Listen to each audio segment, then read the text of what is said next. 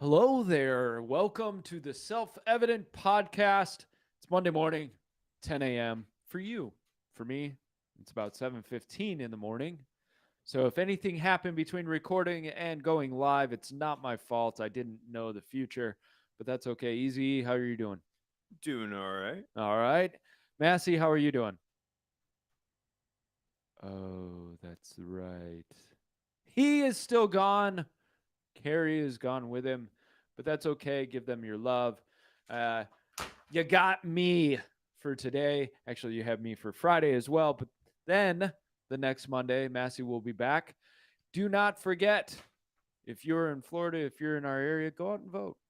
Make sure to vote. Why? Because this is an election podcast. Last podcast, we talked about Halloween. Just in case you forgot, it is October 31st. We're not going to celebrate Halloween here. We're going to say Happy Martin Luther 95 Theses on the Door Day. Woo. We're still working on the title. We'll get I there. think that was pretty good. Yeah, that's good. Patent pending. I want cards written for that.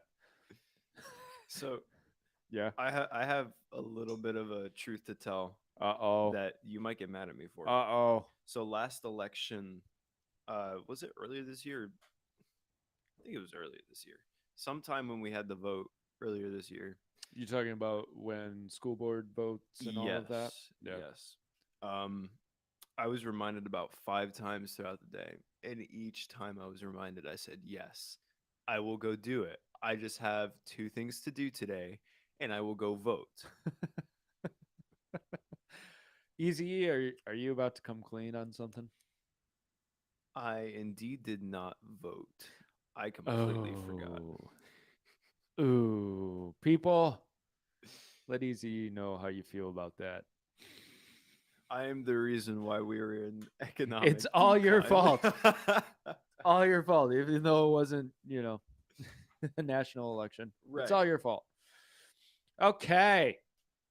Everybody ready? Are we ready? Let's I'm do ready. this. I'll be honest, I am about to take myself on a fast of news and media and all that. Now, when people are like, I'm going to fast for the Lord, I'm not going to do social media. It's not a fast, it's a discipline. The reason I'm using the word fast is because I'm going to completely remove myself from news and media and all of that for a month. And there's a big part of me that wanted to do it right now. Like, I didn't want to do an election podcast. I wanted to do something completely off the wall or random. But I think it's important that I keep my ear to the ground and I keep working on this until after the election. Once the election is finished, then I'm going to go on that sabbatical from news and media and all that. I think it is so important to pull yourself away from that stuff for a little while. There's a guy named Dave Rubin who does this once a month, or sorry, for a month, once a year. And he will actually put his cell phone in a safe and he will keep himself completely off the grid in terms of news, media, current events, technology, all of that. And it's cool because he'll come back after that month and he'll have somebody they'll record like an interview and somebody will read him the different events that happened during that month and you get to watch his pure reaction to like there's no way that could have happened type stuff. And I think it's so important for all of us to do that type of cleanse. And I've done it before. I'm going to do it again, like I said, right after the election stuff. However, I feel it is important at the same time to keep going on this stuff because we have to know what's going on in order to be able to put our vote down. And so I want to update on all this. I wanted to kind of give you a heads up of where everything is at, kind of spattering of news articles, because we've got to shape what's going on in the culture, what's going on in the political sphere leading up to this election. And no matter what, you have to stay active and you have to stay hungry. No matter what it says, whether you feel things are totally against you or things are rolling for you, you have to still activate. Perfect example. There's not a lot of people that think DeSantis is going to lose. Even the Democrats are coming out and saying, "Man, Florida's lost." And one of the news items that I have, in Florida, the GOP has now registered 300,000 more people than the Democrats. And so that's good news for the conservative base, or at least for the Republican base. It's good news to move forward. However, you know immediately what some people will think. Ah, well, it doesn't matter anyways. I don't have to go. We got this in the bag. No. And I think that's happened for both sides where people thought they had it in the bag, whatever, and talked themselves out of a win. And so it's important, if you see that win or you see that victory, get even hungrier to go after it. I think all of us need to remember that. Go out and actually do the service, do the vote. Now, you can have problems and issues with the system as it is. You can have problems and issues with the candidates as they are. And if you need to cast a third party vote or leave a space blank or do what you have to do for your conscience, but I still think it's very important and incumbent upon us to participate in the process. We're not perfect and you won't always participate in the process, and that's fine, but have a heart to participate in the process. Be involved in the affairs of your government, because guess what? I will say this till I'm blue in the face.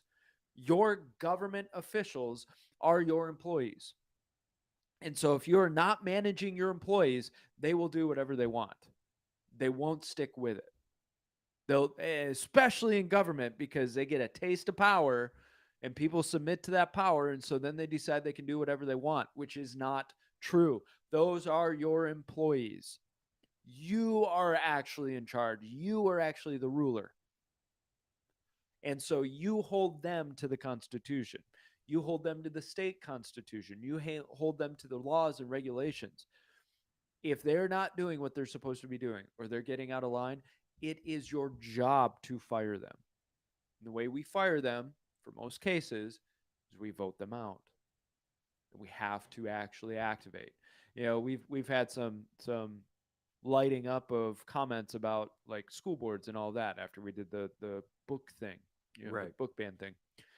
And your school board is a reflection of your community's values. Well, if you don't go out and vote, that means you don't think your values are important enough to put in your voice. Your school board really is a reflection of your community's values. Now, when you feel you have a runaway school board or a runaway school district, that means that not enough people voiced their values in your camp, which whether there's not enough in the community or they just didn't voice them. But that means your voice, whether small or big, it's still significant. Okay. Off my soapbox. Easy, are you motivated now to participate in the system? I feel motivated, but also condemned for not voting. That was not my intention. Although, if you feel the sting of conviction, maybe just I said, accept it. yeah, okay, Oh, you feel condemned, not yeah, convicted? yeah. Yeah. I I'm don't not feel going to that was. correct that. For those of you who are like, what's the difference? Condemnation has no hope. Condemnation is just, you're done, right? Horrible you. Conviction is a recognition of where to turn, or how to turn. It's I'm going the wrong direction, but there's hope to start going the right direction. So he's in condemnation. You are in conviction. I have no hope. Yes, there's really no hope for you. Okay. So first up, I don't know if you guys heard about this, but there was a whistleblower, and I've got to be very careful about my words because we seem to be on YouTube's radar lately. So I apologize, but sometimes you have to play the game in order to keep in the game. And hopefully, maybe Elon Musk will buy YouTube, and then it'll all be good, right? Hey, that'd be nice. Yeah, why not? So a whistleblower, a Democrat whistleblower, alerted Florida to a what we'll call a harvesting operation in the African American communities of Orlando. Now, yes, this is harvesting. What are they harvesting? So people are sent out They're given $10 for every piece of paper they collect for the national competition held every couple of years. Do we all know what I'm talking about? You know, if you fill out a piece of paper for a competition that happens every couple of years, Oh, competition that you should you're voice yourself talking for. about the Yes, yeah, that thing. yes, that thing. Thank you. I'm glad you let us all in. Clarified things for the Oh, group. for sure. Yes. So this this whole harvesting operation, this is broken, and justthenews.com states that left-leaning organizations dispatch brokers into black communities, and those brokers pressure people to turn over their national competition pieces of paper. Collection and delivery of these competition forms by third parties is illegal in Florida. And there was an inquiry into it. The inquiry produced enough evidence that it is now in the hands of the Florida State Police. So, there is trickery afoot. Games are going. You have to be ready for this type of stuff. Now, what I appreciate is that people are on this more, and farther down the list, I think I've got it on here yet. The GOP is launching 73 election integrity lawsuits ahead of the midterms. So lawsuits are part of a multi-million dollar investment into building an election integrity operations infrastructure that draws on its legal, political data, and communications resources. RNC spokesperson Gates McGavrick told the outlet, reported that the 6 dozen lawsuits were filed in 20 states. So they're going after it. Hmm. More power to them. Might as well. Democrats, what most people don't realize is before the 2020 election, Democrats were heavy in lawsuits and legislation around the country trying to change election law in order to uh, be more accepting of the mail in ballot structure and the extended voting structure. Now, one thing that we do have to harp on is why do we keep extending how long election day is? Now it's not election day, it's election week. Now we're being told, even Pennsylvania, oh, well, don't expect an election, results to come in for the next, it may take a week for all this to happen. That's funny because in the Constitution, it was written election day, which isn't it funny that they used to be able to do this in a day, but now all of a sudden, are we so technologically inept? Are we so stupid that we can't seem to get election results? Yeah, at least within a 24-hour period afterwards. Are we really that behind on the times? I mean, I guess so. I think we should go back to quill and paper. If that's the I case, think that then would speed it up yeah. because for some reason, this whole mail in ballot system, this whole Dropbox system has become fraught with issues and delays and problems. Go figure. You know, maybe get rid of the problem. So Arizona had several convictions for this competition form type operation, including a guilty plea from a former Democrat mayor in Yuma County. Now, the claim in Florida is as follows. This is a claim, YouTube, a claim. Allegedly, ballot brokers typically work up to a year in advance, the whistleblower stated. Ballot brokers visit individuals in their residences and assist the individual with filling out a request for a mail in ballot. After the mail in ballot arrives, the voter is instructed to wait for the ballot broker return to the individual's residence. They are asked to not seal the certificate envelope. In rare circumstances, if the voter has filled out the ballot and sealed the envelope certificate, this is allegedly, the ballot broker will take the ballot and then steam open the sealed envelope. The affidavit added, I am reading something that is in an affidavit.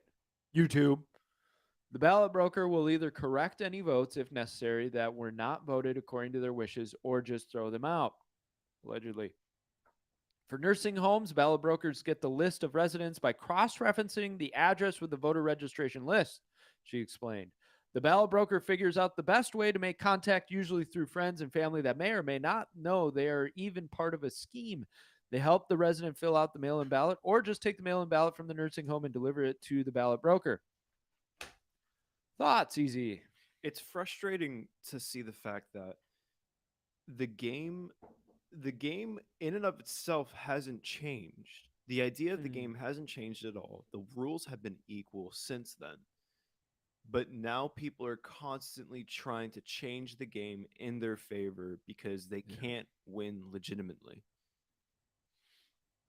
Isn't They that a sign? they can't come up with any any tempting lie to get people to vote for them, and they Right. can't come through on anything and actually like win legitimately. And I think that's what gets me is uh, part of the hard part of being moral and having conviction and following by the rules is those who are immoral and cheat don't have to follow by the rules. Now, I I think their sin will find them out. But in the short term, it can create an advantage. But it's very frustrating because you're right. If you really believe in yourself and you really believe you're moving with the will of the people, you have no need to cheat. And personally, I would rather lose knowing that I did it correctly and that my conscience is clear than to watch myself go down that road of, well, I'll do whatever I have to do to win. Right. And we've seen time and time again, the other side is never willing to point out whenever they're in the wrong. However, anytime the right steps out of line, even if it's ever so slightly, everyone will be up in arms about it and That they'll blow it out of proportions. and when the right doesn't step up, more shame, shame to them, I say. Right. Uh, I think it tends to be though, because if you go to rules for radical, and this is kind of where the teaching element comes in on all of this. If you go to rules for radicals by Saul Alinsky, one of the rules is you accuse them of what you've done. Get the spotlight on the other side and deny whatever you have to do to make sure it doesn't stick to you. You make sure that that other side is always in the spotlight, always on defense. That's really kind of the Saul Alinsky way is get them on defense, get them on their back heel. Don't ever allow them to take ground. And one of those things is accuse, right? Always go after them. Isn't it funny how many times we've seen accusations and as the facts come out, Russiagate is a perfect example. Yeah. Didn't something just come out about uh Pelosi? Pelosi. Yeah, let's I have that in the queue. Let's go to it. Sweet. So, I am not going to make any conclusions because our motto here at Self-Evident. For our podcast, for what we put out, we try to wait to allow the news to percolate and allow things to come out. Percolate. We Percolate. percolate. We want to be as honest and accurate as possible. And so often, the first few hours when something comes out, this is that game. Shape the narrative. So what they do is they will come out immediately and try to shape the narrative. Why? Because even if they're wrong, when they put the retraction, where will they put it? On page 10 in small little, oh yeah, by the way, we were wrong about this last week. Right. But all you heard was blah, blah, blah. Perfect example of this situation. Before Paul Pelosi had even hung up the phone with 911, it was coming out that it was a crazed MAGA right-wing QAnon radical. Right-wing Trump supporter extremist was what was being reported. I realized I said his last name wrong. I said Pelosi, not Pelosi. Pelosi. Yeah, well, maybe they were Polish and they needed to change it to not let anybody know they were Polish. Sure. All right. Why not? Works for me. Allegedly, we're guessing. So, what happened? Maybe you've been living under a rock, and this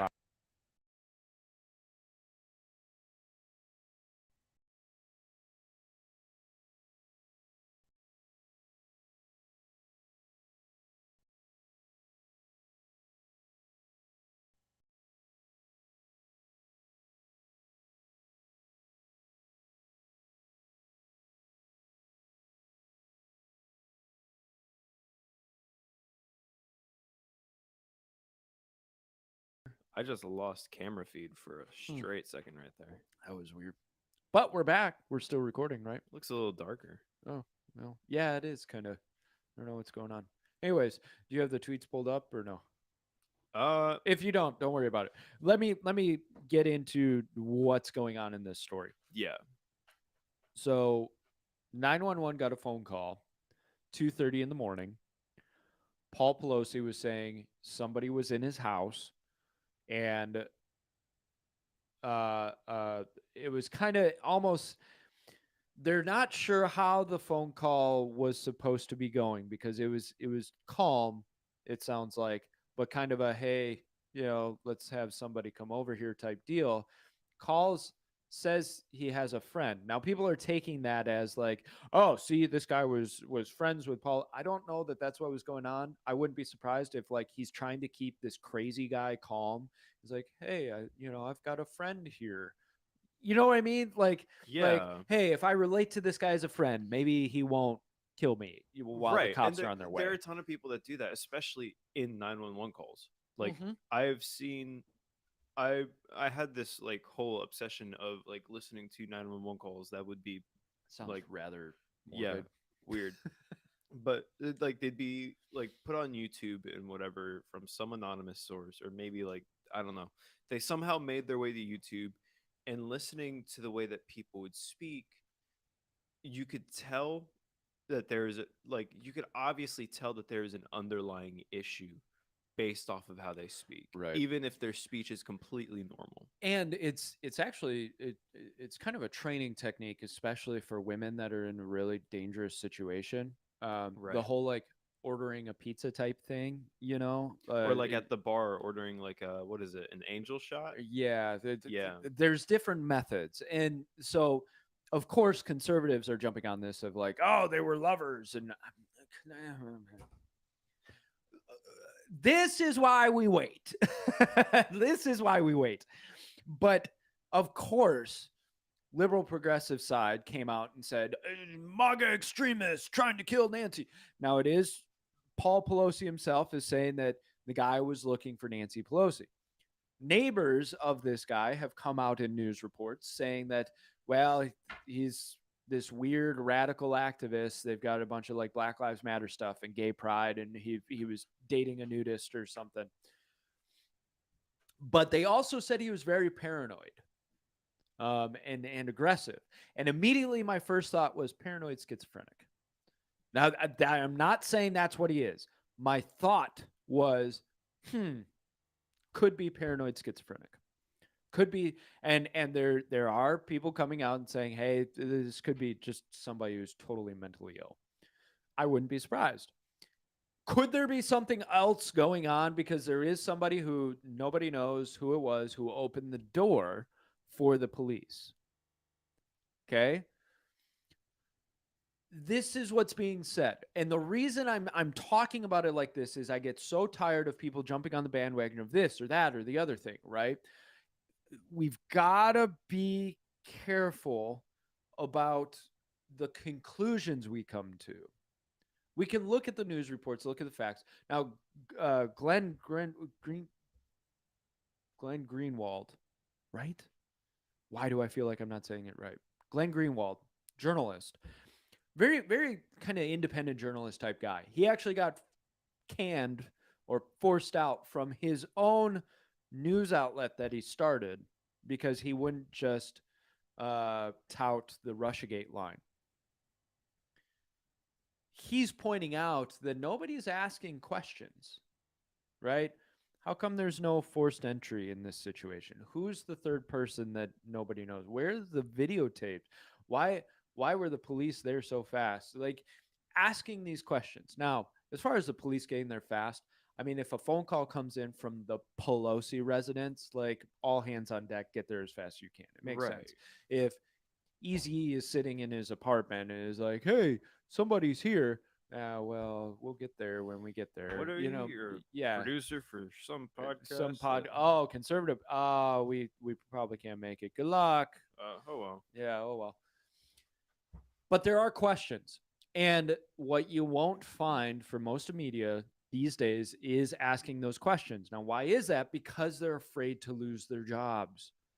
The corporation, the news media corporation umbrella, the authority handed on down does not permit questioning the official narrative.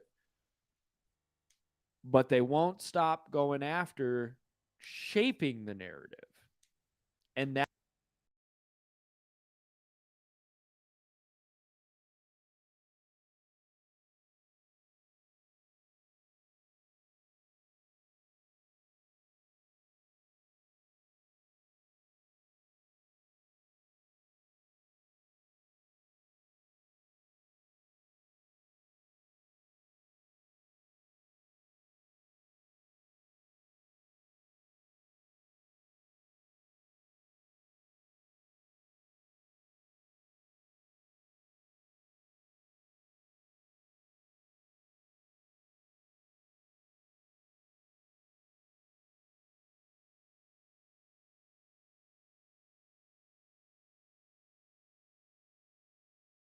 like I'm wondering if it's the dongle connection. Can you tell we get technical difficulties? Anyways, the it does you no good to cover it up. Be honest about it. Disavow, as in that was absolutely wrong what that person did. We do not believe that on the whole. The left won't do that. When Steve Scalise was shot, I didn't hear anybody really coming out and condemning the thing. Now, I could be wrong. You want to show clips, go for it. But on the whole, there wasn't really a condemnation. It was just distance ourselves, right? And it happens time and time again. Don't distance yourself from it in the terms of deny. Distance yourself from, I do not agree with what happened. And Right. conservatives tend to be better on that whole sense. They tend to say, look, this was absolutely wrong and evil and violent, and this is not what I support. Right? What was that? January whatever that thing. Mm. Like you The look at date that, that shall not be named. right? Something happened in January. Yeah. New Year happened in January. Wow. Yes, it did. Um, but you look at the event that happened there, and you see the people that went extreme. Mm-hmm. It was far. It was far less than how many how many on the other side went extreme when they had their protests. Right. And at the same time, we got condemned way harder There are people for that. still sitting in jail For for that that. whole thing. Right. Which is And ridiculous. And there were thousands of people over at the protests. What was it? 2020? yeah, 2020. And summer of love, mostly right. peaceful. And lots of fire too. Yeah. Celebratory fire for how Right. peaceful it is. Right. That car over there needed to burn. Yeah. That building. You ever seen like Racing Flames? That was just taken to a whole new level. it's and it I don't like the whataboutism. You know, every time an event, what about? I get tired of that. So we Right. do have to be careful. But I agree with you of it gets frustrating. And that's just par for the course. You don't stop doing what you're doing just because you don't have control of the narrative in the mainstream media. And that's really what it boils down to is conservatives do not have control of the narrative in the mainstream media. I have seen liberals try to say that conservatives have control of the mainstream media. It's like, what do you think is conservative if that's the case? Like, that scares me how left you must be. But it doesn't mean you stop. You have to keep going. And there is good news. There are good things that are happening.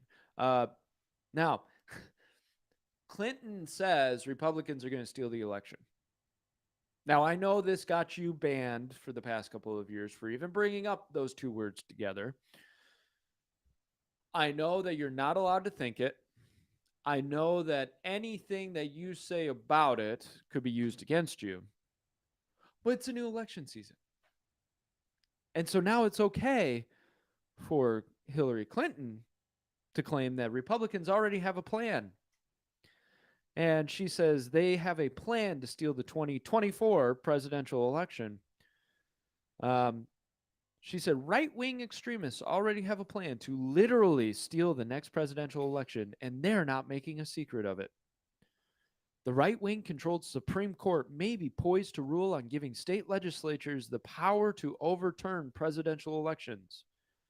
Now, this is referring to a case involving the invalidation of North Carolina's congressional map by a state court. Case Moore versus Harper could give state legislatures more power in regulating elections for federal office.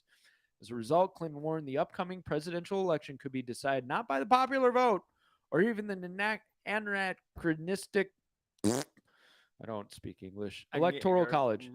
Yep.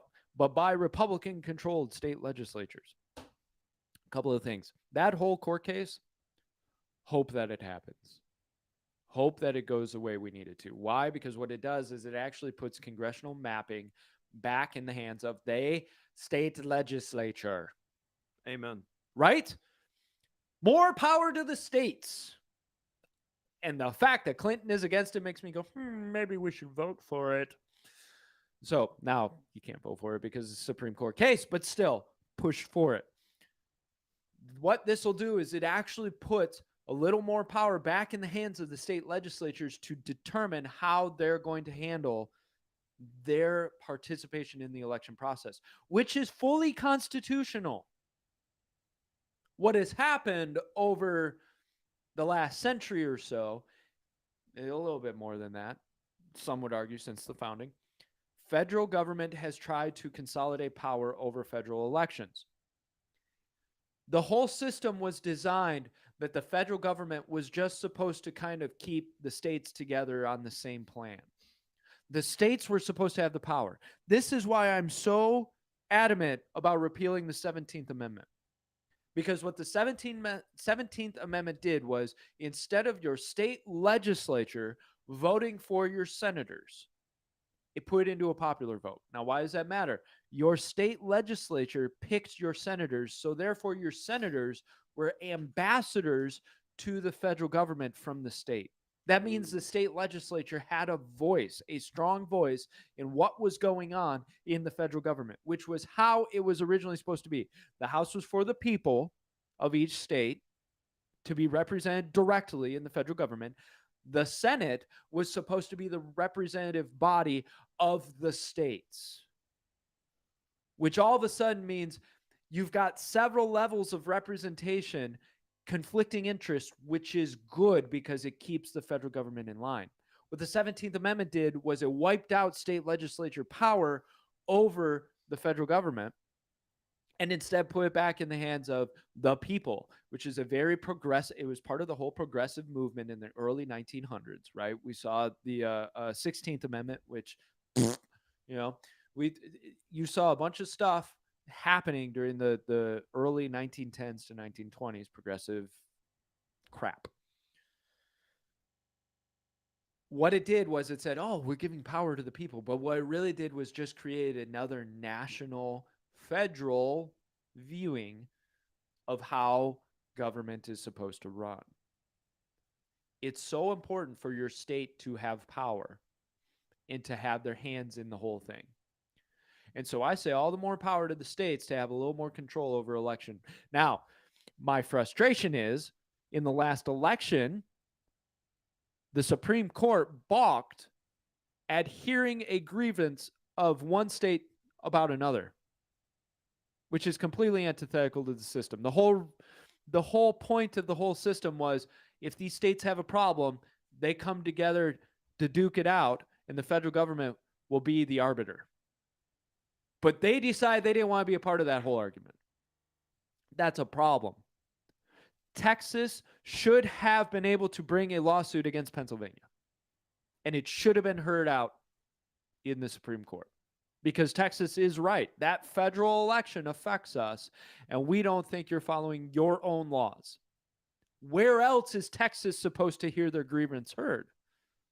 You should be able to petition and to have your grievance heard. But they weren't allowed to. See, this is what I'm talking about is states should have power in relation to the federal government. It's so important because it keeps things in check, but it's not right now. Now, Hillary Clinton, of course, wants federal power. She wants to consolidate that federal power. That's an issue. So the good news on this is it's likely, because of the conservative Supreme Court, that this case will will go our way. That's good news. Hopefully. That's a good thing. Also, good news, if you look at the debates, the gubernatorial debates. I love that word, gubernatorial. So in New York, you had Zeldin and Hochul.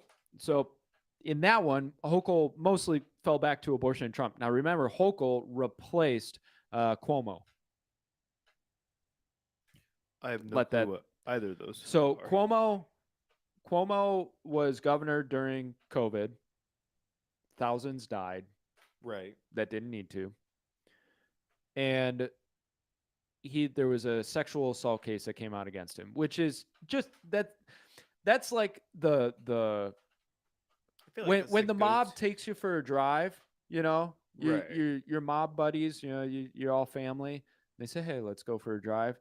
It's basically what the sexual assault case is in politics. It's Democrats going, "Okay, we gotta sorry, bud, we gotta whack you," And so sexual assault case came out. He was forced to resign. Hochul she was lieutenant governor and she stepped into top spot.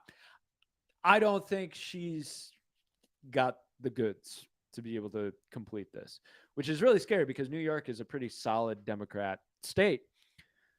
So Hochul fell back to abortion and Trump, which if Trump is your best argument, you have no argument. And she doesn't. If you look at what's going on in New York, she doesn't have an argument.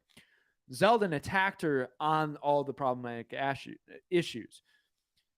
This is going to be a vote on high taxes, bad schools, congestion pricing, and high crime. High crime especially. People are getting shoved in front of subway trains. Something needs to change. And New York has really just become a hellhole. Yeah. And that is easily hung around Hochul's neck. Then you have in Pennsylvania, Dr. Oz and Fetterman. Fetterman suffered a stroke not too long ago. There's a lot of comparisons to Biden. I think even Biden is more with it in terms of thinking power right now than Fetterman. And I'm not insulting. I don't like that the guy had a stroke. I hope the best for him. I don't want to see him in office. Right. I'm not sure I'm a big fan of Oz either, but this guy could not answer questions in the debate. And he really tried to avoid the debate. So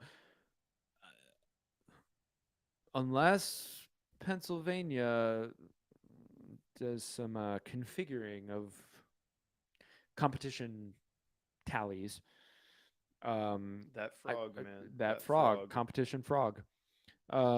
Dr. Oz will probably run away with this. I mean, 81 million votes for Biden, so who knows? Somehow still. Couldn't get 12 cars to honk for him in a parking lot, but 81 million votes. Most freest and fairest election ever. Florida, DeSantis and Chris. Chris really has no shot. And in the debate, he tried to attack on hurricane response, which the bridge to Sanibel Island, this blew me away. They got it done in a couple of weeks. All right. That bridge, they were saying it could be years. I expected months of building project. Got it done in weeks. So why is my road still under construction for the past half a year? All roads are always under construction. But I will tell you that, look, you born and raised in Florida, right, Easy? Yeah. You guys in Florida don't know how good you have it. Apparently. Not trying to beat you down, but if you're from Michigan, from Wisconsin, Ohio, any state that has to deal with snow, lots of snow, you understand how miserable road construction is. Because in Florida, you have year round. And Florida, what I noticed is on the highways, they tend to keep things flowing for the most part. I understand there gets to be bad road construction. like Miami, then it's Yes. just Yeah, that's then miserable. you're not driving, people are pushing you. Yes, exactly. No, you're right. It gets miserable in areas, especially the congested areas. But Michigan has like 4 weeks to really do road construction. I'm exaggerating, but you get the picture. Right. So they will take a 5 lane highway and cut it down to 1 lane for 15 miles to get that road construction done in those 4 weeks that they have. It gets brutal. And if you're in a state with brutal road construction, go ahead and post it up. But I say that to when I got here and I barely noticed the road construction. Really? Yes, barely noticed it. Dude, literally just go to PSL. Oh, it Oh happens. my Oh, it's gosh. it's all over the place always, right? But I feel like there's a lot better flow in Florida than in Michigan. I Now, I would have somebody a can disagree, but I would have a terrible time. I hate going up to PSL, specifically up by Darwin, literally because it's it's so frustrating the way that they've done it all. They've yeah. cut off every lane but one up there. And they have to what's it called? They have to alternate the light so that like east and west lights will go at the same time, but the north and south ones have to take turns. Yeah. So I will say Florida is not very good at timing their light. if you get stuck at one of those lights, you're going to be there for a If solid like 7.5 if minutes. and if you want poorly timed lights, just drive US 1. Right. That's a miserable experience when you hit all of those red. If you catch one red light, You got them all. you're good. Yeah. So, election projections. I want to round out with this, get you out of here so you can be on your day. I hope we're helping you out in some way. Election projections. So, this is currently where we're at. And with the House, Democrats are projected to have 173 seats. Republicans are slated to have 225. Now, there are about 37 seats up for toss up. With the Senate projection, the projection is Democrats 47, Republicans with 53, with a net change of +3 for the GOP. Now, this is out of Real Clear Politics. Um, those are good numbers. Those really are. And I think everybody's been talking about a red wave, and I want it. I want to see that red wave. But you have to be aware. And this is where next election cycle, I want you to really think about becoming a poll worker, becoming an observer, getting involved in the organization of election process because we need people who are keeping an eye on things. And I think that's how the system got to the way it is because especially conservatives took the system for granted. And progressives knew if they could take control of the system, they could have it their way. Now, stuff happens on both sides. But at least if both sides are involved in the process, they're trying to keep track of each other. They're trying to keep an eye on each other. It's kind of like two thieves will always watch each other, right? And that's not a bad thing. Because if two thieves are watching each other uh, and wary of each other, probably not a whole lot is going to happen, you know. Right. Yeah. And so it's so important for you to get involved in this whole process. If you're not going to run for office, think about becoming a poll worker, an observer, think about getting involved in the elections process, right? It's needed. And I think the bigger organizations do have to go after the frog where they see it. And so that's my piece to you is in this season, look, it may be too late for you to be a volunteer or whatever, but it's not too late for you to go out and vote and go out and make your voice heard. It is important. And I understand where people are like, why do I even bother? The system's so corrupt. I'm asked to do what I'm responsible with. I'm not asked to uh, be responsible for the result. What I mean by that is, in the kingdom, I am asked to do what I'm tasked with, and it's up to God to determine the result of it. In this system, you are asked to do what you are responsible with, and you're not responsible for the result in a way. Now, your participation may help the result, and that's important. But I think we get stuck in our head that, well, it's not significant, so why does it really matter? What was it? AOC won with like 8,000 votes. I think so. 8,000 votes put one of the most publicized Democrats in office. Do we have any like stats of how many people refuse to vote? No, but I think that would be a really good question. Like, Well, I mean, the whole population voted in the last presidential election, pretty much. So, right. But still, like, even I feel like every vote counts even then because yes. we've had some really close elections in the past. Yes, and that's what matters is there are very close elections. Right. You're absolutely right. Every brick has its place in the wall. And Yes. one less brick causes the wall to be significantly less stable. Exactly. You're absolutely right. And even if you think, ah, well, all the junk that's going on is going to counteract my vote, well, at least nullify the junk that is going on then. Yeah.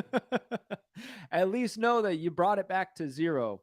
You counteracted one. Don't hold on to the responsibility of the overall results. Only hold on to the responsibility of what you're supposed to do. And that's my piece to you. And that's really kind of the ending thought is hold on to what you're supposed to do and be faithful to that. You're only asked to do what you're asked to do, right? Easy. Any last thoughts? Nothing comes to mind. Okay.